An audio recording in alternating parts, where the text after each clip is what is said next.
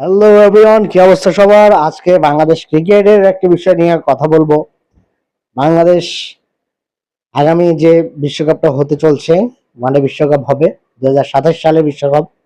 সেই বিশ্বকাপে আসলে বাংলাদেশকে বাছাই পর্ব খেলে যেতে হবে নাকি বাংলাদেশ সরাসরি কোয়ালিফাই করবে, এটা একটা বিশাল প্রশ্ন জেগেছে।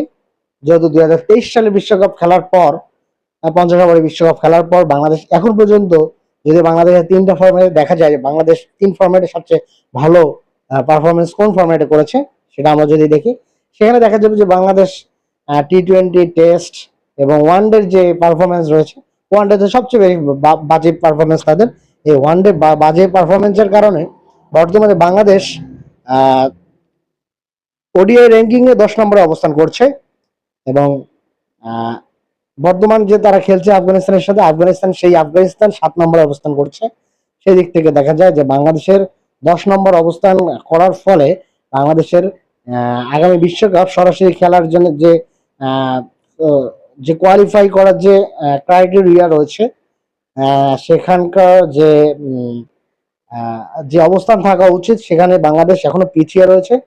আর বাংলাদেশের এই ফরম্যাটটা, বিশেষ করে যে বাংলাদেশ, আমরা জানি বাংলাদেশ ওডিআই ফরম্যাটটা সবচেয়ে ফেভারিট এবং অনেক ভালো পারফরমেন্স দিয়ে আহ, বাংলাদেশ সবসময় তাদের এই ফেভারিট যে ফরম্যাটটা রয়েছে সেখানে সবসময় একটা ভালো পারফরমেন্স। কিন্তু গত বিশ্বকাপের পর থেকে যদি আমরা দেখি, বাংলাদেশ এই ওয়ানডে ফরম্যাটটাতেই একদম খারাপ অবস্থায় চলে গেছে। বিশেষ করে গত বিশ্বকাপে, তার আগে যদি আমরা দেখি, গত বিশ্বকাপের আগে বাংলাদেশ টিম যেভাবে কোয়ালিফাই করেছে এবং কোয়ালিফায়ার যে ক্রাইটেরিয়া ছিল, সেখানে বাংলাদেশ মোটামুটি একটা ভালো পজিশনে ছিল এবং 3 নম্বর পজিশন থেকে তারা আহ, সরাসরি বিশ্বকাপ খেলেছে। এই বিশ্বকাপে যদি দেখি, এই বিশ্বকাপে বাংলাদেশের অবস্থা প্রচন্ড খারাপ অবস্থায় রয়েছে। বাংলাদেশকে এই সামনের বিশ্বকাপ যদি খেলতে হয়, তাহলে অবশ্যই র্যাঙ্কিং এর ধাপটা এগিয়ে নিয়ে যেতে হবে। তাহলে যদি এগিয়ে নিয়ে যেতে হয়, তাহলে বাংলাদেশে এখন বর্তমানে রয়েছে 10 নম্বরে। বাংলাদেশের সামনে রয়েছে 9 নম্বর, তারপর 8 নম্বর, 7 নম্বরে আছে আফগানিস্তান। যাই হোক, বাংলাদেশের রেটিং 77, সেই দিক থেকে বাংলাদেশ অনেক দূর পিছিয়ে রয়েছে। সো বাংলাদেশ আফগানিস্তানের যে খেলাটা হচ্ছে, এই সিরিজটা আসলে অনেক ইম্পর্টেন্ট, বিশেষ করে বাংলাদেশের র্যাঙ্কিং এর বা যদি এই সিরিজটা যদি না জিততে পারে, তাহলে বাংলাদেশে আরো আরো খারাপ অবস্থা হয়ে যাবে। আগামীতে কোন সিরিজ আবার থাকবে, কোথায় খেলবে না খেলবে, সেটা নিয়ে একটা অনেক বড় প্রশ্ন। তবে এই সিরিজটা যদি না জিততে পারে, তাহলে বাংলাদেশে কিন্তু হয়তোবা দেখা যাবে যে বাছাই পর্ব খেলতে হচ্ছে। কারণ বাংলাদেশ লাস্ট যে বাংলাদেশ যখন থেকে বিশ্বকাপ খেলছে বা বাংলাদেশ যে ওডিআই ফরম্যাটে খেলছে, তখন থেকে বাংলাদেশের কিন্তু এত খারাপ অবস্থা আর কখনো হয়নি, যেটা এখন অবস্থান করছে বাংলাদেশ।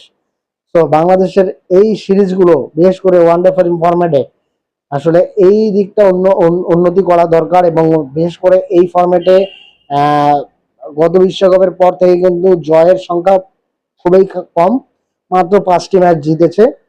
হ্যাঁ, অনেক ম্যাচ খেলেছে, মাত্র 5টি ম্যাচ জিতেছে। এই ফরম্যাটে আসলে মনোযোগ দেওয়া উচিত। বিশেষ করে বাংলাদেশের বিসিবি বোর্ড কর্মকর্তারা এটা নিয়ে আসলে ভাবনা চিন্তা যে কি করছে, সেটা নিয়ে আমার প্রশ্ন থেকে যায়। কারণ তারা বর্তমানে তাদের বিসিবির কি বলে নির্বাচন, নিজের চেয়ার, এগুলো নিয়ে ভাবনা চিন্তা করছে। কিন্তু বাংলাদেশের সামনে বিশ্বকাপ খেলতে পারবে কিনা বা তাদেরকে বাছাই পর্ব খেলতে হচ্ছে, এইরকম একটা পরিস্থিতিতে তারা ক্রিকেটের উন্নয়নে কাজ কিন্তু আসলেই করছে না। এটা তাদের ফলাফলেই তো আসলে তাদের নিয়ে কথা বলবো। আমরা আমরা যেহেতু ক্রিকেট প্রেমীরা রয়েছে, আমরা ফলাফল চাই, বাংলাদেশ ক্রিকেটের উন্নতি বা বাংলাদেশের ক্রিকেটের ভালো ফলাফল চাই। যাই হোক, বাংলাদেশের সামনে এই সিরিজগুলো বাংলাদেশ যেন ভালো খেলে, এই আশাবাদ ব্যক্ত করি আমরা। এবং বাংলাদেশের সামনে বিশ্বকাপে যে কি হবে না হবে, সেটা আসলে এই পারফরমেন্স গুলোর উপরে নির্ভর করছে। যাই হোক, সবাই ভালো থাকবেন। আপনারা আপনাদের মতামত অবশ্যই আপনারা কমেন্ট সেকশনে জানাবেন এবং আপনারা আপনাদের মূল্যবান সময় দিয়ে দেখবেন এবং পুরো বক্তব্যটা বা পুরো ভিডিওটি দেখবেন এবং আপনারা আপনাদের মতামত দিবেন। এবং যারা ইউটিউবে দেখছেন, ইউটিউবে সাবস্ক্রাইব করবেন এবং পাশে থাকবেন। ধন্যবাদ সকলকে, ভালো থাকবেন।